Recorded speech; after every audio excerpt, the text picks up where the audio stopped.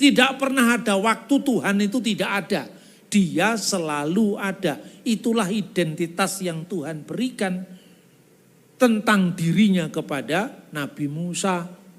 Lalu Tuhan menyelamatkan orang Israel. Israel diselamatkan dengan perbuatan Tuhan, dengan tangannya yang dahsyat membebaskan dari tanah Mesir. Setelah bebas, Tuhan memberikan 10 perintah Tuhan di Sinai, di Horeb, yang namanya Asyeret Hadivarim.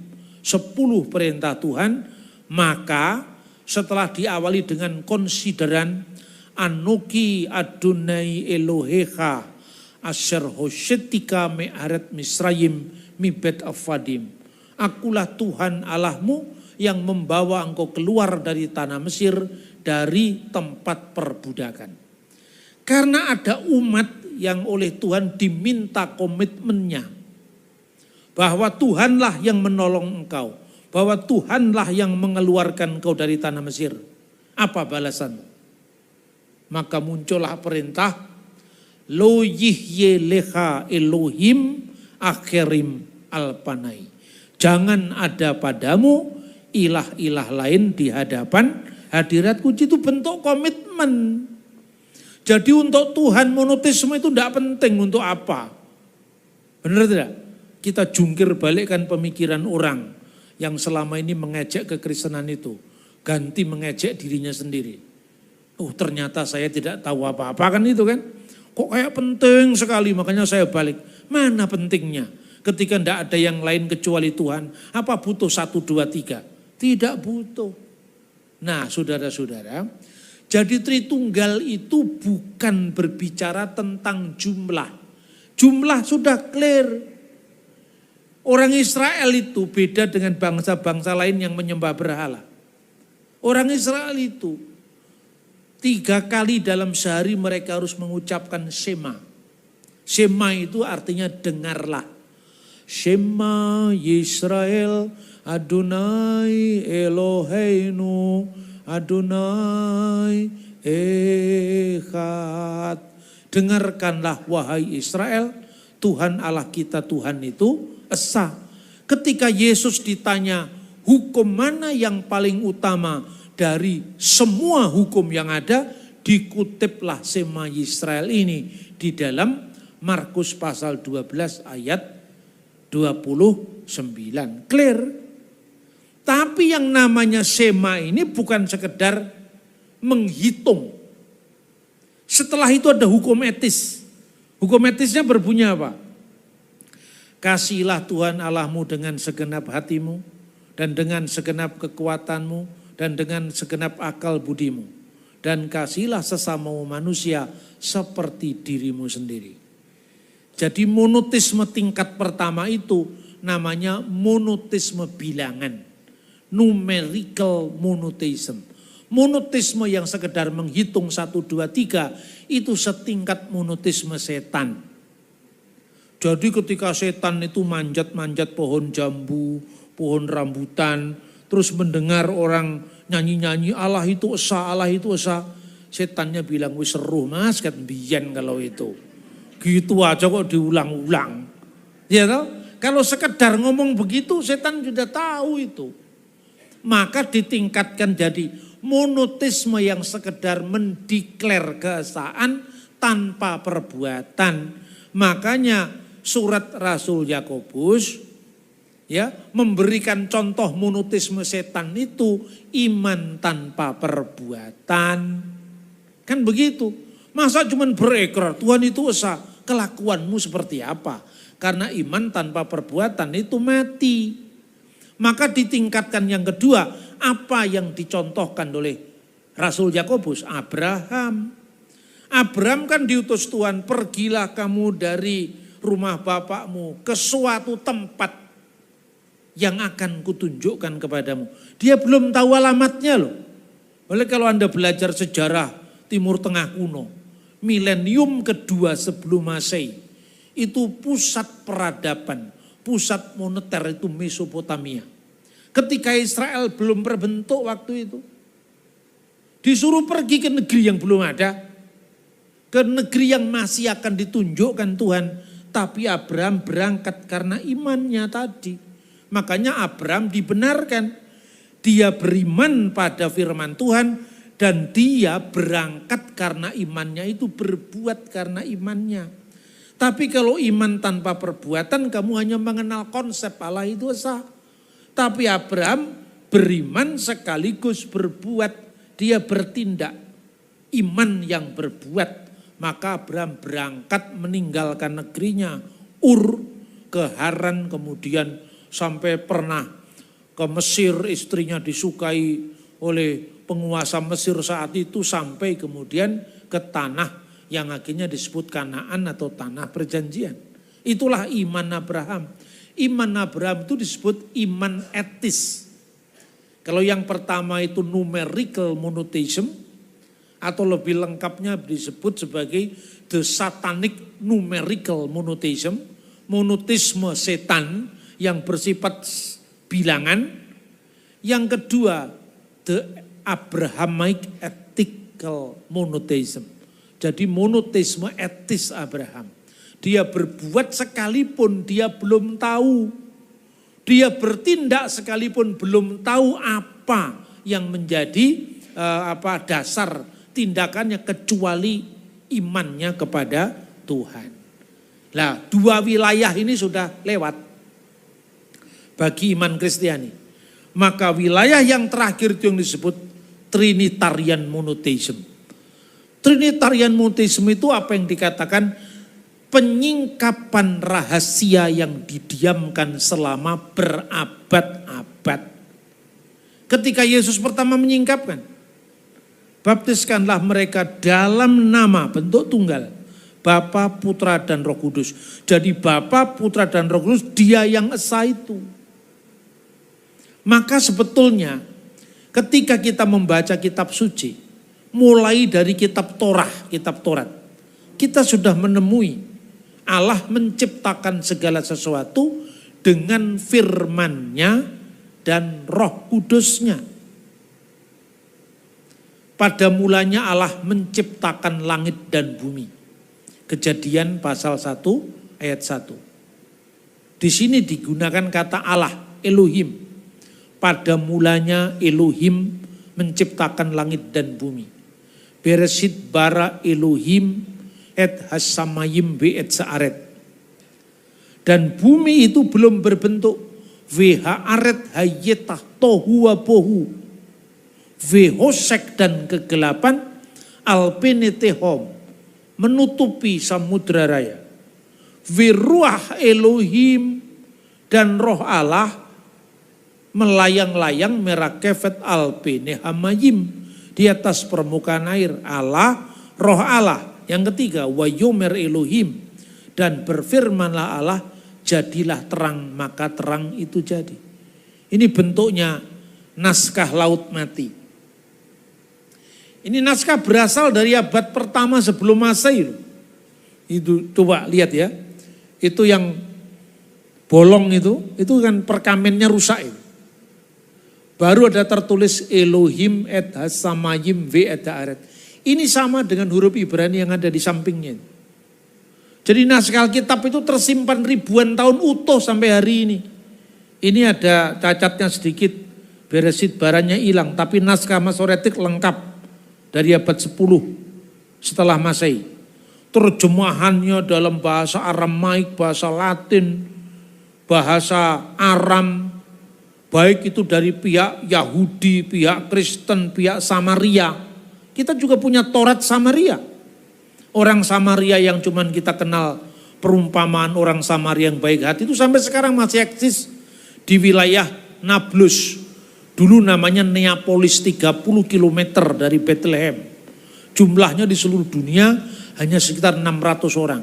Tauratnya juga sama, berbunyi Bereshit bara Elohim et hasamayim ve et saaret. Pada mulanya Allah menciptakan langit dan bumi.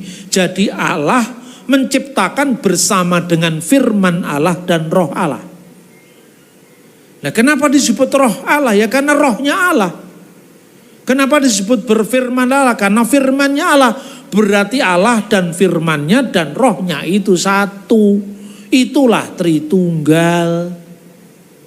Jadi sebetulnya implisit sudah ada dalam kitab nabi-nabi, dalam kitab Taurat itu sudah ada. Loh Pak, tapi kan kata Tritunggal tidak ada dalam Alkitab. Loh judul kamu masalahkan, isinya kamu gagal paham. Agama apapun juga judulnya juga nyusul kemudian. Ini Kristen itu menderita penyakit yang disebut minderwaardigheid kompleks. Katanya orang Belanda itu. Dikit-dikit minder. Dia kata Trinitas tidak ada dalam Alkitab. Kenapa kamu percaya? Lah kok nuruti orang? Malah imannya sendiri dikorbankan karena minder sama orang lain. Ya toh? Itu yang sering terjadi. Makanya kalau ada orang yang mengejek-ngejek itu malah saya bikin tanda salib besar-besar. Bismillah walibni warahil kudus wal ilahi waqid amin. Pakai bahasa Arab lagi. Atau bahasa Aram atau bahasa Yunani. Pokoknya biar orang lihat saya. Setelah lihat saya kan nanya gitu. Bapak Kristen ya sejak dulu. Kenapa saya bilang. Kok itu Bapak Putra Roh Kudus. Kamu mau nanya Bapak Putra Roh Kudus itu ya Allah yang ngesah itu. Malah saya jadikan kesempatan untuk saya bersaksi. Jadi overacting itu perlu juga. Bismillahirrahmanirrahim. Makanya Anda jangan nyerang Katolik. Yang Kristen-Kristen itu orang Katolik itu di mana identitasnya jelas. Demi nama Bapa dan Putra itu jelas kan?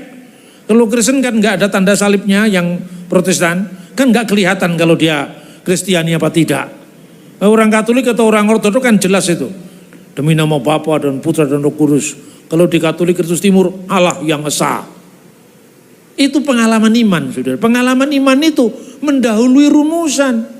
Kata Trinitas tidak ada di dalam Alkitab.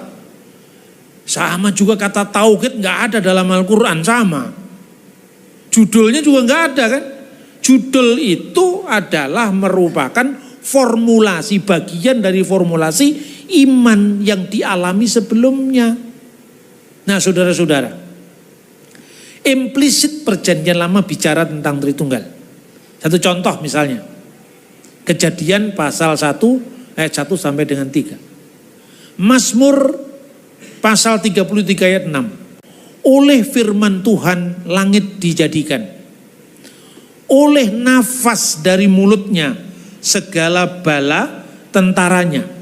Itu di dalam kitab Mazmur. Oleh firman Tuhan langit dijadikan. Oleh firman Tuhan Davar Adonai.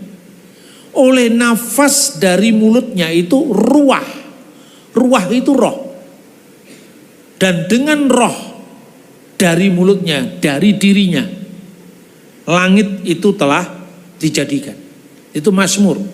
Kemudian kitab Nabi Yesaya itu clear sekali. Misalnya di Yesaya 63 ayatnya, bukankah engkau Bapa kami, ayat 16. Ki atah avenu, sungguh Abram tidak tahu apa-apa tentang kami, dan Israel tidak mengenal kami. Ya Tuhan, Engkau sendiri Bapa kami, namamu penebus kami sejak dahulu kala. Adonai avinu go'alenu ve olam semecha. Jadi Tuhan dianggap penebus kami, Bapa kami. Jadi istilah Bapa itu sejak dulu sebelum zaman Kristen sudah ada. Bukan ciptaan orang Kristen itu. Kan orang Kristen itu ngikuti perjanjian lama kan. Perjanjian lama itu kitabnya orang Yahudi, bukannya kitab saya saja. Nanti orang yang buta sejarah bilang apa? Kristen membajak Tauratnya Yahudi. Yang bajak itu siapa? Wong Kristen itu asalnya dari Yahudi. Yesus orang Yahudi. 12 rasulnya orang Yahudi. Yahudi berbahasa Ibrani Aram itu. Yahudi Holy Land. 17 muridnya kebanyakan Yahudi diaspora. Seperti Barnabas pakai bahasa Yunani. Lukas, Markus pakai bahasa Yunani. Markus itu ibunya namanya Maria juga. Di kisah para rasul dikisahkan itu. Ketika Petrus dibebaskan dari penjara oleh malaikat, Yakobus mati dibunuh sebagai syahid. Lalu dia pergi ke rumah Maria, ibu Yohanes yang disebut Markus. Nah coba, abad pertama orang pakai nama Latin. Nama-nama orang di zaman Yesus itu sudah beragam bahasa. Makanya jangan bilang, Yesus orang Yahudi kok Injilnya ditulis pakai bahasa Yunani, itu orang buta sejarah itu. Zaman Romawi bahasa Yunani sudah dipakai abad ketiga sebelum Masehi. Ketika diterjemahkan Alkitab dari bahasa Ibrani, Taurat itu menjadi bahasa Yunani oleh 70 tua-tua Yahudi, maka disebut Septuaginta. Itu di Alexandria.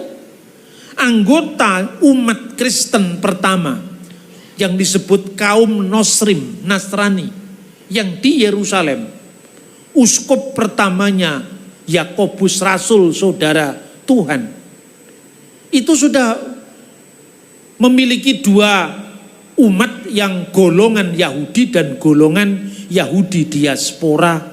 Kisah Rasul pasal 6 ayat 1 disebut orang-orang Yahudi yang berbahasa Yunani, Helleniston. Itu dibedakan dengan Hellenis. Hellenis itu orang Yunani, filsafat Yunani dari Plato, Aristoteles dan para pengikutnya, Epikuros, Stoa dalam Kisah Rasul pasal 17 itu Hellenis. Tapi Helleniston itu orang Yahudi yang bahasanya Yunani. Contohnya Markus. Markus itu masih bersaudara dengan Rasul Petrus itu. Ya. Ibunya namanya Maria, pamannya namanya Barnabas. Punya rumah di tengah kota Yerusalem.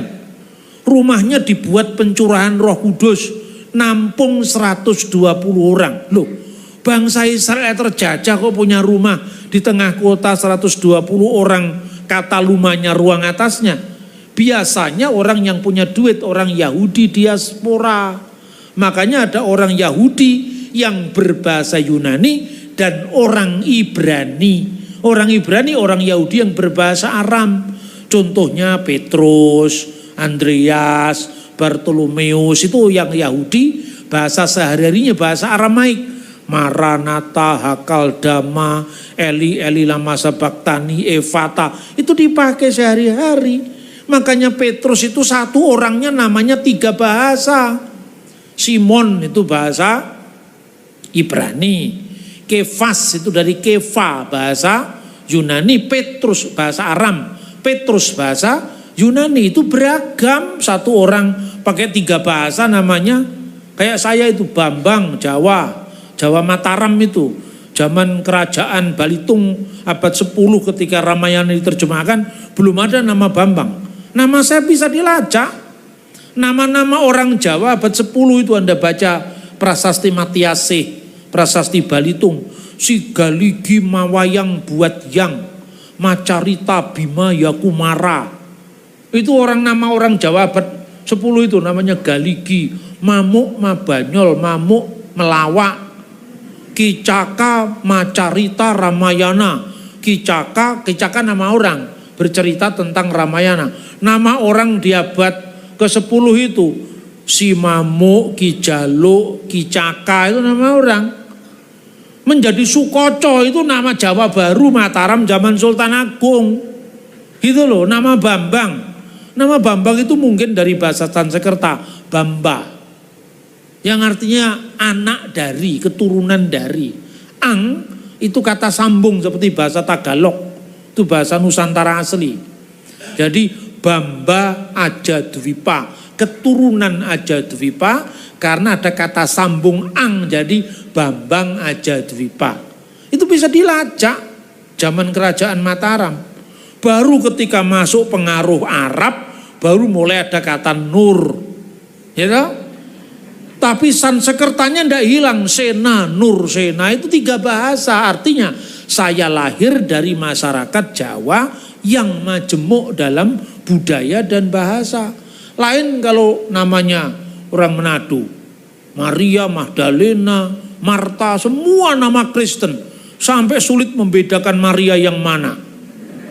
Itu mirip zamannya Alkitab juga. Maria dan Maria yang lain serta Maria Magdalena. Saking banyaknya orang namanya Maria.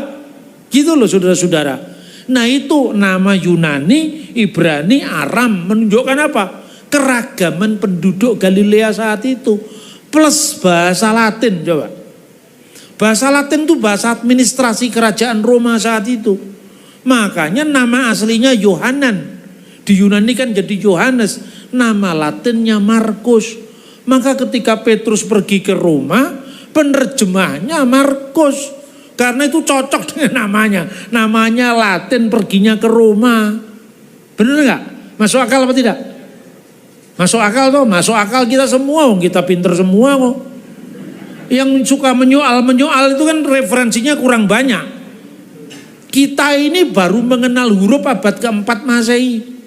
Lah orang Timur Tengah 1000 tahun sebelum Abraham sudah ada kitab kematian di Mesir itu. Huruf-huruf hieroglif itu sudah ditemukan. Itu kira-kira. Nah kembali ke teks kitab suci. Makanya keragaman bahasa itu mendasari gereja untuk memformulasikan imannya melintas batas-batas suku, pemikiran, filsafat, dan bahasa. Nah, di perjanjian lama implisit kitabnya Yahudi itu kitab kita. Lah kenapa Pak? Kok satunya percaya Yesus, satunya nggak percaya Yesus? Ya itu kan soal pilihan percaya nggak percaya itu.